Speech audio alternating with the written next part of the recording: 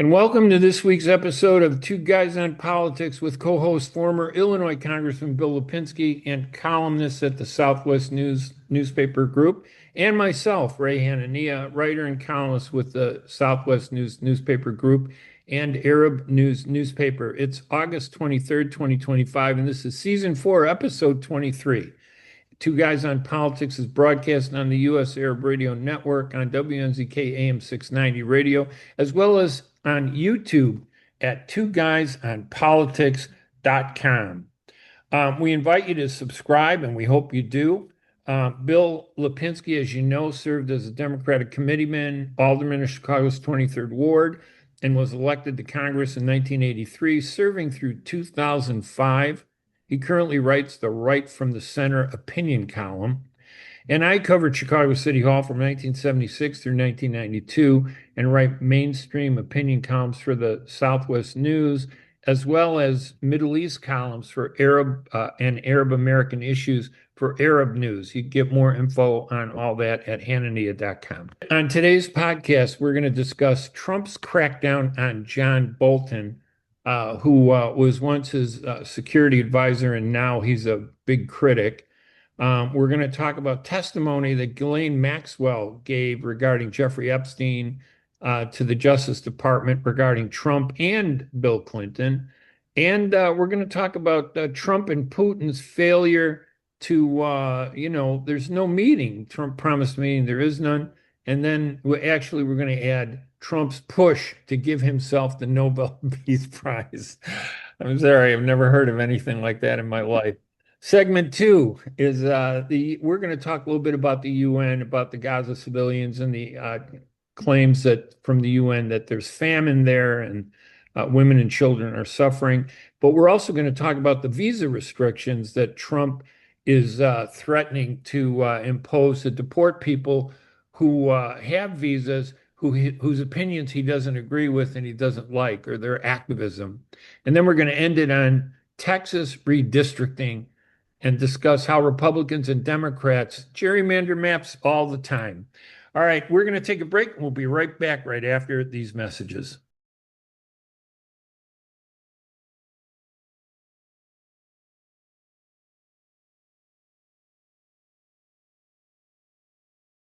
I'm Ray Hanania.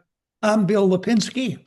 And this is Two Guys on Politics, segment 1, where we're talking about Trump's crackdown on John Bolton. Bill, wasn't John Bolton one of Trump's biggest aides at one point? No question about it. He was a national security advisor to Trump. I'm really very, very upset with this. In fact, I have decided that since Trump is doing stuff like this, I no longer can call him President Trump.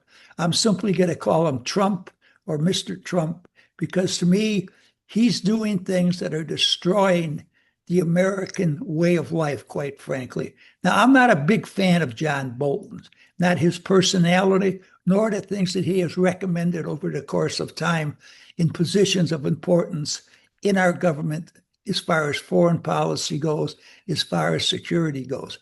But I see nothing but revenge in what is going on now by the FBI against John Bolton. I don't think that there is a shred of evidence that has been brought up so far that says he has done anything wrong whatsoever. The books that he has written about the Trump administration have been totally and completely vetted by a Trump White House. But now Trump is contending that he's got some documents he shouldn't have. I do not believe it.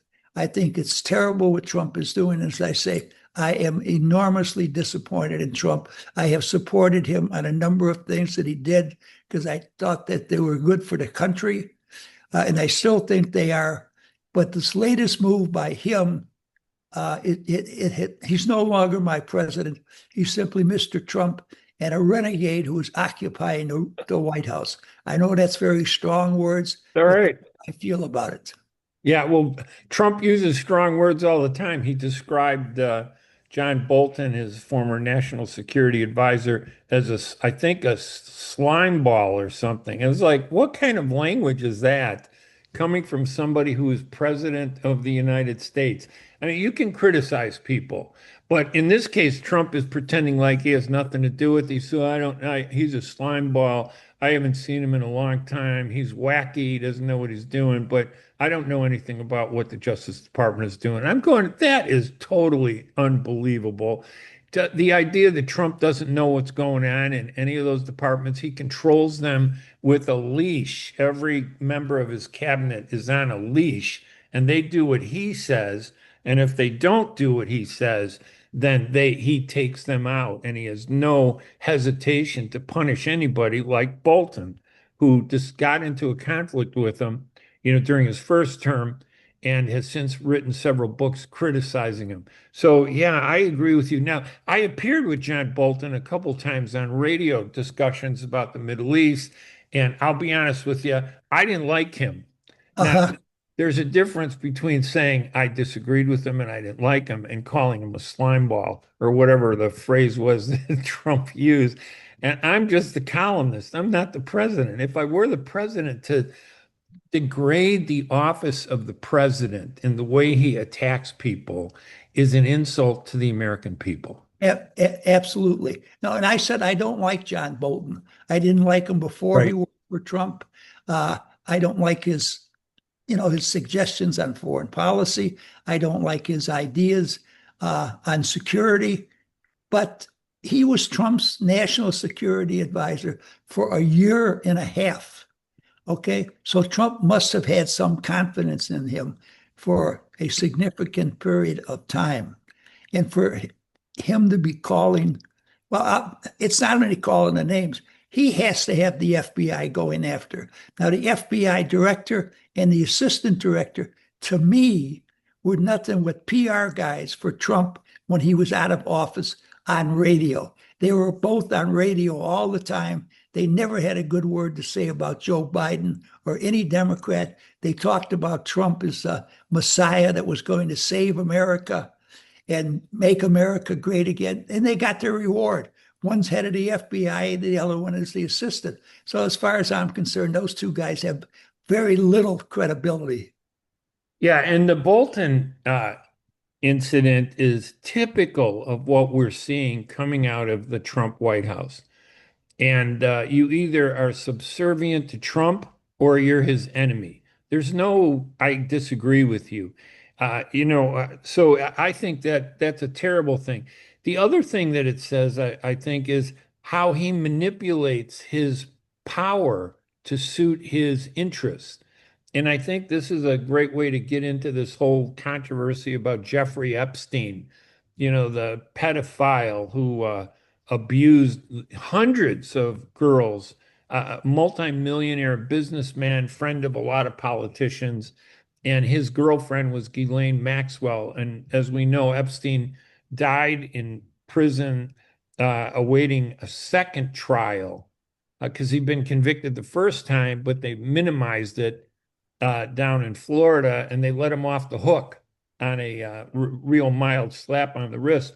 But then, as it grew, all these women started coming out, these young girls who became adults, accused him of sexually abusing them, and that he was assisted by Ghislaine Maxwell, whose father, I think, was a big newspaper baron, at one point. But I know her father was a very prominent individual. I'm yeah, not exactly sure what he did do, but I know he's a very prominent individual. yeah, and she was convicted and sentenced to 20 years in prison for basically orchestrating these circumstances where Jeffrey Epstein was able to sexually abuse these women. So she's sitting in prison.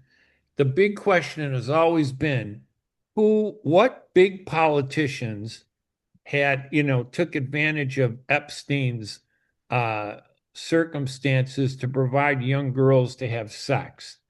And is there a list? And there's always been rumors. The Democrats have said Trump was on that list. The Republicans said Clinton was on that list. But Maxwell has been asking to be pardoned from Trump And Trump then had his Justice Department interview her, and she flatly said, I never saw Trump with any girls. And I'm thinking, how do you even trust this interview? Because it's Trump's Justice Department that's doing the interview. She's going to say whatever she has to say to clear Absolutely. his name and get out of jail. What do you make of all this, Bill? What do I make of it? It further sickens me about the Trump administration. I mean, you put it very clearly. She wants to get out of jail. They asked her these questions. Did you ever see Trump with any young girls? Oh, no, never. Absolutely not. Who can believe her? Now, Right. I think the 20 years that she got may be a little bit in, excess. I don't know. I've never followed the case that closely, to be perfectly frank with you. To me, it's salacious. I don't really want to follow it. I don't want to know that much about it. I think it was a terrible thing. I understand this woman took young girls, groomed them for sex with older men, Right. a lot of politicians, a lot of prominent business people. So maybe she deserves 20 years. I don't know. I don't know the case that well. What I do know is that anything she says in regards to Mr. Trump, I can't believe one way or another because he's got the power to get her out of jail. She wants to get out of jail. That's, that's about the extent of my, interest in this story. But it's an interesting example of the manipulation of power by the president again. Absolutely. He has not said he's going to pardon her, but he said, I have the power to do it. And this was a big topic when he was running for office, when Biden was president, even during the first campaign. This issue had come up, and everybody was pointing a finger at Trump and saying, oh, he took advantage of it. The Republicans were pointing a finger at Bill Clinton, saying he was taking advantage of it. And then, of course, they arrest Epstein, and he's in prison in New York for 3 days when I guess he allegedly hung himself. I don't believe he hung himself. I think he killed himself. I think that there's more information about politicians who took advantage of Epstein at a time when he wasn't controversial. He was wealthy, had his own island, had his own jet, and you could travel to his island and do whatever you wanted to do, and nobody was supposed to ever see it. And Ghislaine Maxwell, in court, they proved that she had abused these women. A lot of them filed suit against her and against Epstein and have won their cases, these victims of the sexual abuse. So there's real substance to this. But now, because maybe Trump, my theory is Trump wants this dead. He doesn't want anybody to bring up him and Epstein again, and he's willing to put it to bed. And he gave Maxwell an opportunity to say, no, Mr. Trump, you were never there. Right. To just Well, say she's a convicted felon and I can't trust her truth. It's just not true. I just have to say though, and once again, I'm not defending Trump, but I think facts are facts. If Trump was really involved, all this information was available to the Biden administration. Yes. I cannot believe that the Biden administration would not have used this against Trump during the course of the campaign. Now, I've had some of my Democratic friends say to me, oh, well, we Democrats don't do things like that. That is totally and completely untrue. Both parties will do anything that they in anything and everything they can to maintain power. They don't care who they hurt, who they scandalize. The only thing that's important is keeping their party in power. And that's the greatest problem that America has today. It's not Russia, it's not China, it's not Iran, it's not the Middle East, it's not Ukraine. It's the internal problems that we have in this country, and we've got to get those straightened out and get them straightened out soon. Yeah, there are bad apples in every party, and I agree. It's not, you can't tarnish an entire party, Republican or Democrat, because of the misdeeds of a few. But I will point out during the Biden administration and during the Trump administration, this came out against Clinton, during the Biden administration, they did bring this out against Trump. But the problem is, and this is what I think the problem is, because we've never had, I think, an honest look at all this. There are people on both sides that both parties want to protect. They Absolutely. don't want this out. And Right. I noticed that, Trump would not have wanted Maxwell to say Clinton wasn't involved, but I think she did that to reassure everybody that she's not going to blow the whistle on who was involved. I don't know whether Clinton was involved or not, but I know that there are pictures of him and Epstein and Trump and Epstein. I just don't feel anybody is telling the truth on this. And it's a shame because it's easier to lie to the American people sometimes in national politics than it is to tell the truth. And when the president is involved, it makes it even more difficult to find out what's really happening. Well, people could have said anything about Clinton, and unfortunately, people would believe it because of his situation in the White House when Right, he took advantage of, that young woman in the White House. What was she, right. 21 years of age? Yeah, I mean, she was an intern, and she was yes, an intern working for him, and Monica Lewinsky, and it was that was terrible. absolutely. So if he was capable of that, I'm sure he was capable of flying out to this private island. Of course, if I was married to Hillary Clinton, I might be in. No, I'm not going to say that. Yeah, But I I know, can I understand know his you don't have to, but motivation. she's the reason I voted for Trump the first time. I can understand that. I voted for Biden the second time, and then Harris, I felt just wasn't organized, and she was wishy-washy, and she wouldn't take a position.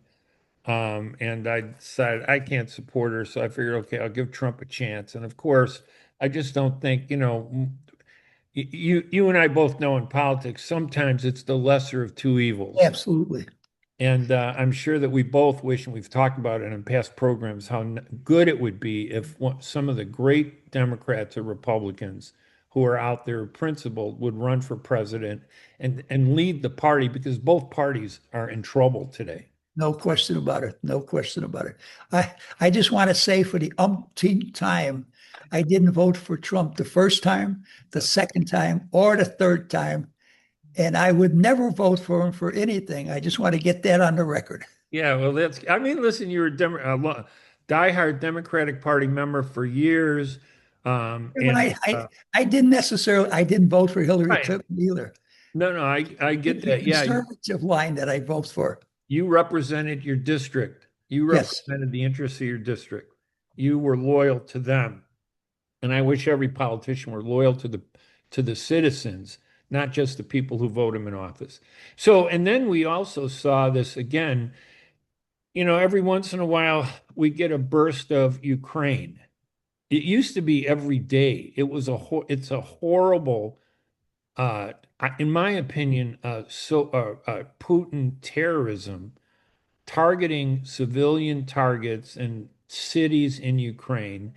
But we've gotten so used to it that, now it's only every once in a while. And then Trump, who's trying to give himself the Nobel Peace Prize, is really hoping that he could resolve this Ukraine thing. And I think he doesn't care what the price is.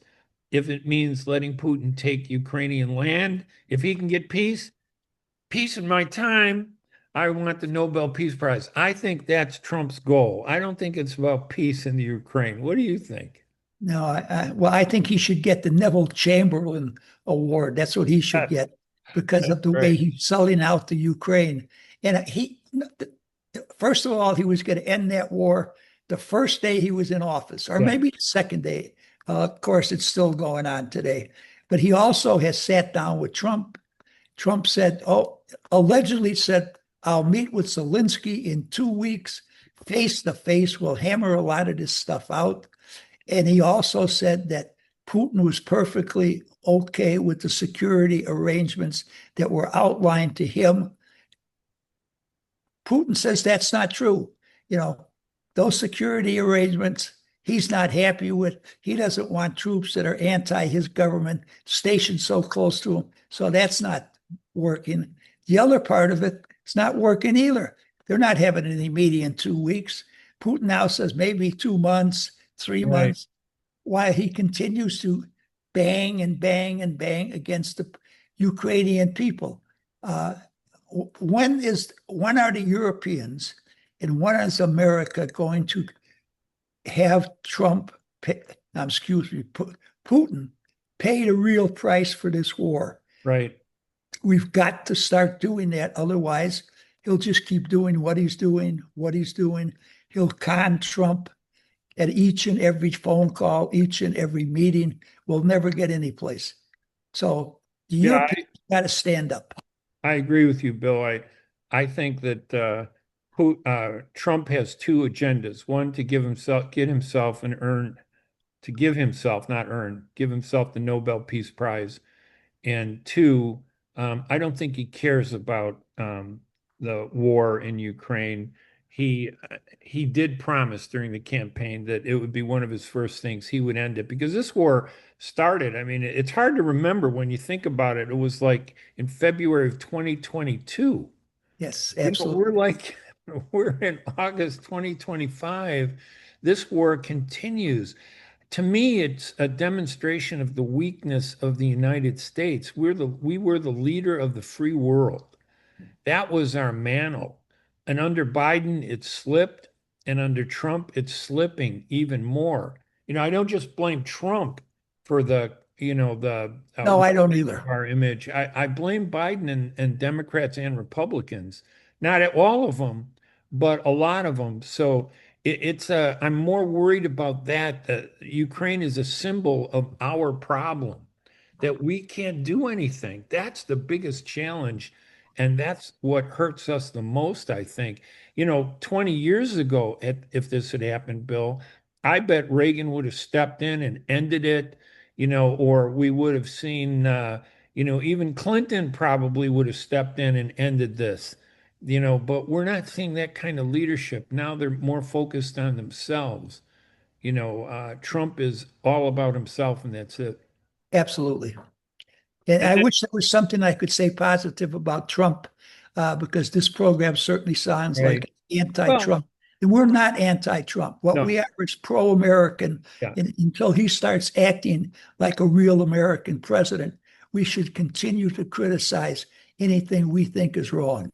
Yeah, I will be honest, though, lately a lot of his policies, they have nothing to do with his personality, but I don't like the way he's going about tariffs.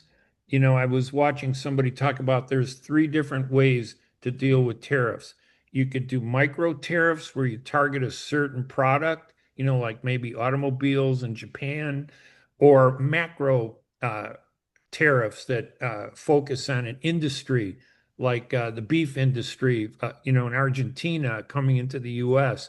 But there's also the Trump strategy, which is just blanket, no strategy. You just impose a tariff, use it as a bludgeon to get your target to agree to do something. But in the meantime, it's creating havoc in our economy.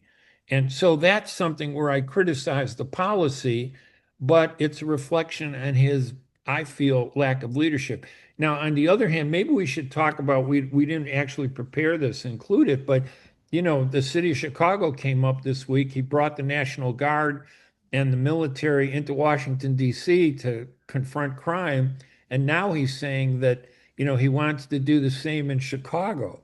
I'm not sure if I think that's a good idea, but clearly Trump is at least thinking about confronting crime, which is more than what anybody before him did. Well, I do not think much of the present mayor of the city of Chicago. I think he's blundered in many, many different ways. I think he's caused a lot of problems for the residents of the city of Chicago. But I don't believe that Mr. Trump has any legal ability whatsoever to send troops into Chicago to act as policemen, act as any kind of occupiers. I don't think he has a legal leg to stand on. The Washington, D.C. was a different story. That's federal, government property. it's really the federal government that has the bottom line authority there. They have, over the course of the years, given more and more authority to, elected officials within Washington, D.C., but they can withdraw it at any time. But as far as moving troops into a city like Chicago, I don't believe he has a legal leg to stand on. I believe if he were to move to do that, the courts would definitely stop him from doing it. I also believe it's just another thing for him to shoot his mouth off on, that he's going to go in and do this in the city of Chicago, hoping that somehow it diverts people's attention from other things that he's doing. And I'm not going to go into those right now because we'll go into them later on as the program progresses. But he's not sending anybody into Chicago, believe me. Yeah, it's the only thing that's good about it is, in my opinion, and I agree with you, legally, I don't think he can send anything in, at least under the current circumstances, other than Washington, D.C., which is under federal jurisdiction. It's to somewhat. He's raising the issue of crime in Yes, a way that he's saying it needs to be addressed. I agree. Mayor Johnson isn't doing that, and neither is Illinois Governor J.B. Pritzker, who is supporting Johnson instead of addressing it and offering an alternative answer to crime. Pritzker could be telling us how do we deal with crime, could be pursuing legislation to do that. Instead, he's more about we're the 48th worst state in the country. 48th worst. Why his goal should be to move us up the ladder to maybe the 40th worst state. Even if we were the 40th worst state, if he moved us up from 48 to 40, that would be a positive move, and you'd have to give him credit. But Absolutely. we're not. We're like one of the worst, and it's just the combination of what Trump is doing, the problems that we have here in Illinois are overwhelming, I think, for people who live in this state. And it's very depressing. It And, the should be property positive. taxes that we pay in Cook County are just absolutely incredible. And what are we getting for our property Uh, tax money? But that's a subject for another time and another place. All right, Bill. All right, listen, I think we covered a lot of topics. So are you think I'm sure that you don't agree that Trump should get the Nobel Peace Prize, but let me ask you a question. What's the likelihood that he'll be nominated for a Peace Prize given his activism and his push and the clout that he has? Well, I don't know if he has any, does he have the ability to appoint anyone to the board of directors that awards the Peace Oh, Prize? If he does, he'll win. But I no, don't think I he don't has think any, so. I don't think he has any ability to do it. So I think his chances of doing that is zero. And I see his sycophants, his minions, his supporters, they're all clamoring, nominate him for the Nobel Peace Prize. So there is a movement out there that he is lit and provoked. All right, we're going to take a quick break. When we come back, we'll continue our discussion on the famine in Gaza, the suffering of women and children, the visa restrictions that Trump is going to impose to deport people who he feels have been critical in a certain way. And then we're also going to talk about Texas redistricting and gerrymandering and how both Republicans and Democrats basically across the country have done the same thing. We'll be right back right after.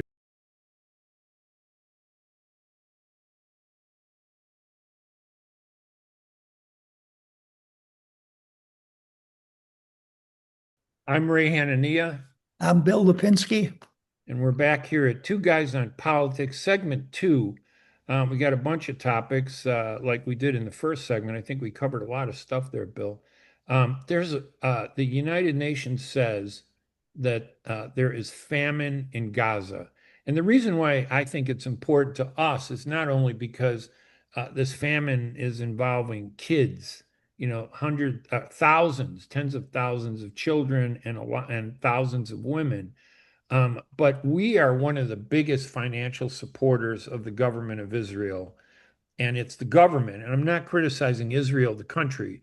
I'm criticizing a government policy where I think, and a lot of people feel that they're using this famine to pressure the people to get rid of Hamas. And I think getting rid of Hamas is a a good goal for the future of the Palestinians, but you don't use famine and you don't punish and kill civilians. And that's what the Netanyahu government has been accused of.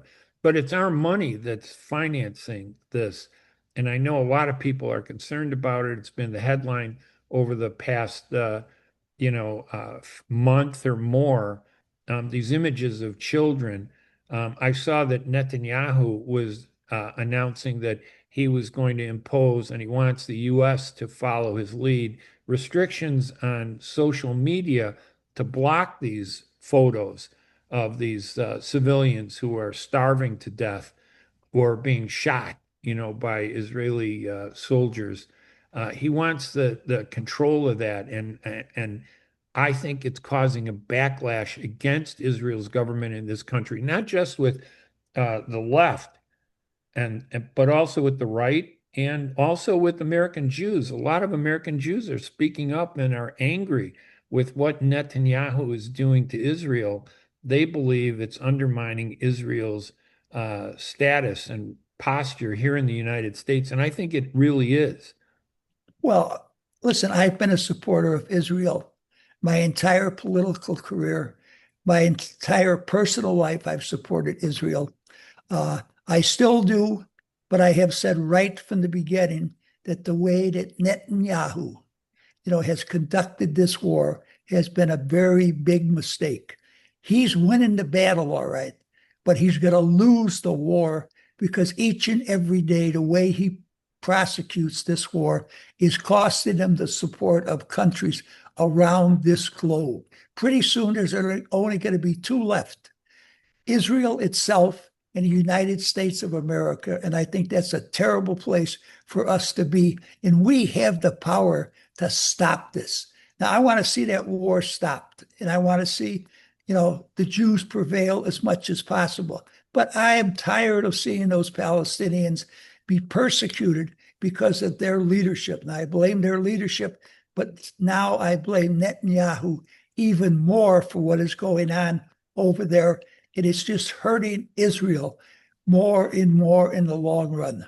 Yeah, and as you know, I've also supported the state of Israel, and Yes. accepted a compromise that included the two-state solution. I know it was pushed by a lot of past presidents, including Clinton in the past. It didn't work.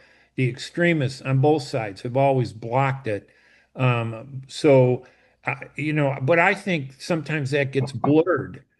Criticizing a government is not the same as criticizing the state of Israel. So I think your position is very legitimate. I think a lot of Americans are like you. They're kind of caught between this uh, history of definition where the pro-Israel movement, the extremists, have conflated the state of Israel with the government of Israel. I criticize our government. We just spent a whole segment criticizing the Certainly American did. government. That doesn't make me anti-American. I Absolutely love not. America.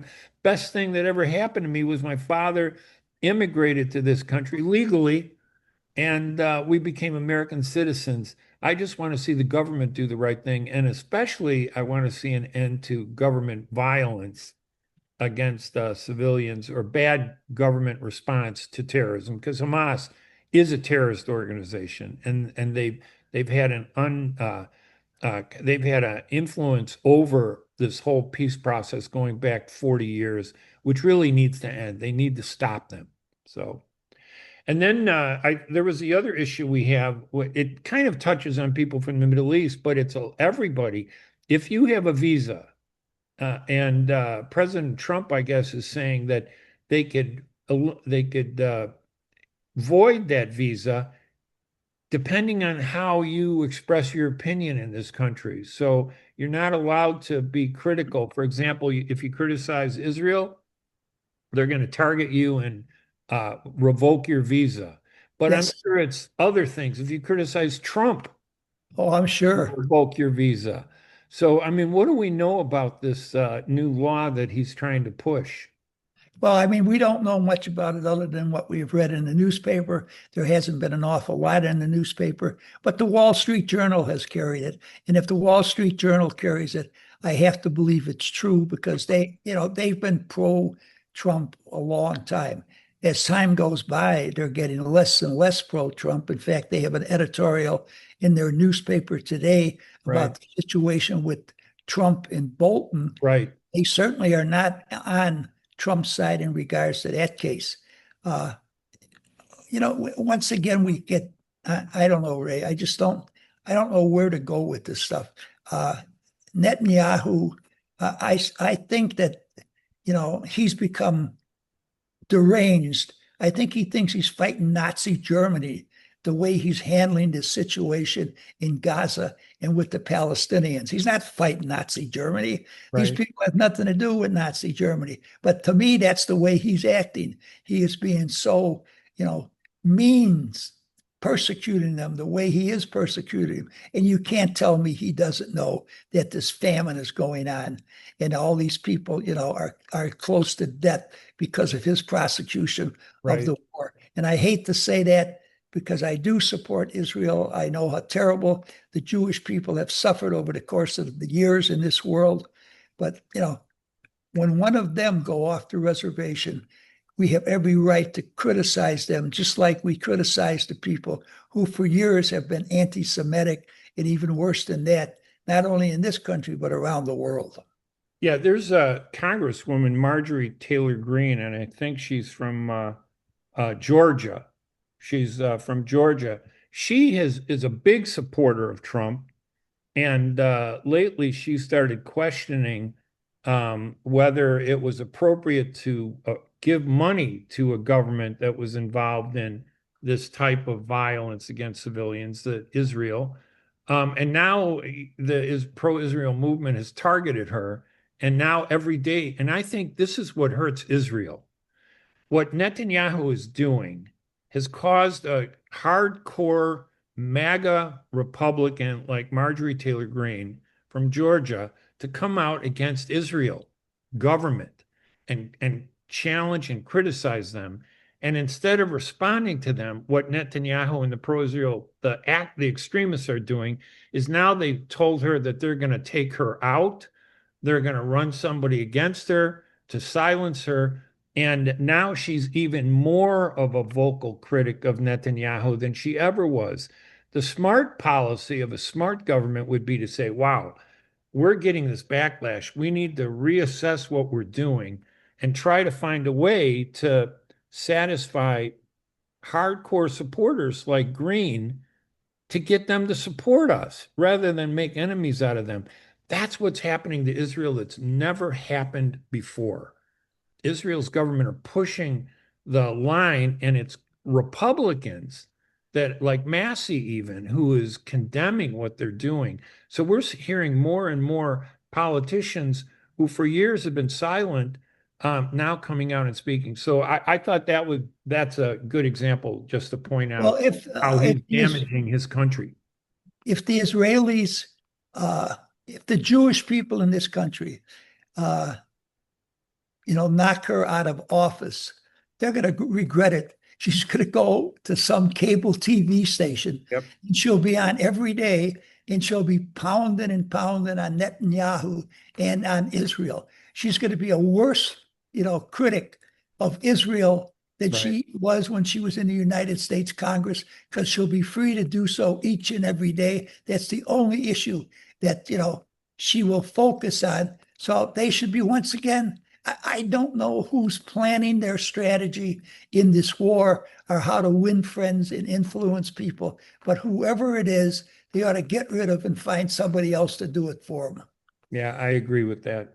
And then finally, our final topic is back to American politics, electioneering, gerrymandering. We have all these Texas Democrats who fled to Illinois for sanctuary because they didn't want to vote on a redistricting map. And this is an interesting strategy. They're saying that Trump is worried about the midterm elections and he wants to bolster the Republican Party's ability to elect congressmen so that he doesn't lose control of the House. So they're going to redraw the districts in several states. Texas is the first one, so that they can give an advantage to Republicans to get elected, to create a district that gives more Republican votes so a Republican more easily can get elected and thereby protect Trump's hold on Congress, the Republican Party's hold on Congress. But this is something that happens all the time, right? Oh, Gerrymandering, redistricting, this is politics in America. Whoever has the vote and the power, they draw the districts to reflect what they want, right? Illinois is a good example, right, Bill? no question about it. Illinois has three Republican congressmen. In the Out of state, 17, right? Or 17, I think, or I eight. think it's 17 or 18. I really Yeah. don't remember it exactly at the present time. I've actually been gone 20 years, as hard as it is to believe. But certainly in a state where Trump got 44% of the vote, okay, and the Democrat candidate got less than 50% of the vote. She won the state all right, but she got less than 50% of the vote. Right. And Trump had 44% of the vote. The Republicans are definitely entitled to and should have more than three members of the U.S. House of Representatives. So if things were fair, I believe that what should be done is Illinois should redraw their map, to give the Republicans, more seats. They should Right. have at least 6 seats, maybe 7 seats. Let me Yes. say this to you. When I was in the last year that I was in Congress, the last redistricting that I was there for is the way I should say it. I sat down with Speaker Denny Hastert and I said, you can say this is right, this is wrong. But I said, Denny, we have one less seat than we have had. I suggest that we write the boundaries to take care of all the incumbents, whether they be Democrats or Republicans. We have one member is going to lose his seat. It should be the person with the least seniority. It turned out to be David Phelps, a Democrat from Southern Illinois. We put him into a district that we tried to make 50-50, if at all possible. It frankly was no longer possible. We had to make it a more Republican district. But that's the way we did it. It was bipartisan. We protected the incumbents. Now, you can complain about that, but that's the system that we used. And I think it was a lot more beneficial to this country to do it that way than the terrible gerrymandering that has gone on in numerous states. I'd like to see it be done impartially, but frankly, Ray, I don't know how you do it. How do you find people impartial enough to be given the responsibility to draw congressional maps? Where do you find these people? Who is that objective that you could put them in charge of it? Yeah, I mean, listen, um, in a it used to be that Cook County had a large Republican Absolutely. representation, not a majority, but pretty close. DuPage County was at an overwhelming Republican control. You'd see it on the Cook County board and the DuPage County board, and Will County was kind of divided. But bipartisan government, having two parties that can stand up to each other, is a good thing. Yes. And what we've seen in Illinois, for example, is as you point out, we only have three Republican congressmen and 14 Democratic congressmen in a state where, as you note, 40% are Republican. You're right. They should have six Republicans. Now, why is that a good thing? Not because it helps Republicans, but because it forces the majority party to be on guard and not go to excess, to do wrong things. If you don't, it's a checks and balance. If you don't have voices on both sides, one party can do whatever it wants to do. And that's what we're seeing on the national level with the Republicans and what we saw on the national level when Biden was president with the Democrats. We don't really see a coming together of Republicans and Democrats. The Cook County Board is 17 members, and only one Republican. The problem there, obviously, is that the Republican Party has poor leadership in Cook County. To say the least. Yeah, I mean that the problem isn't that there are no Republican voters. They're just no good leaders for the Republican Party in Cook County. And it's what we're seeing is a reflection of the deterioration of some of this leadership issues. we're getting bad leaders who are running for the wrong reasons and talking about the wrong topics, who are not qualified to be there. The Cook County Board should have at least 5 Republicans just to keep the Democratic Party, and I'm not saying they're bad, from ramrodding legislation through without a public discussion. It keeps it honest. It's the same way in every industry, like the news media. There's a time, remember my dad, when every Sunday he'd have 5, 6 newspapers, Sunday newspapers. They kept that diversity of newspapers, 5 of them, kept the other media from being biased. Everybody forced each other to be honest and to cover the stories right. We only have 2 papers now. One of them is very weak, and anything can be written sometimes, and you wonder, where does this come from? So this imbalance is bad for America and bad for democracy. Well, one thing I would like to see more people elected to public office that are true Americans and are interested in doing what is best for the United States of America and not what is best for their party, whether they be Republicans or Democrats. We have to get away from that.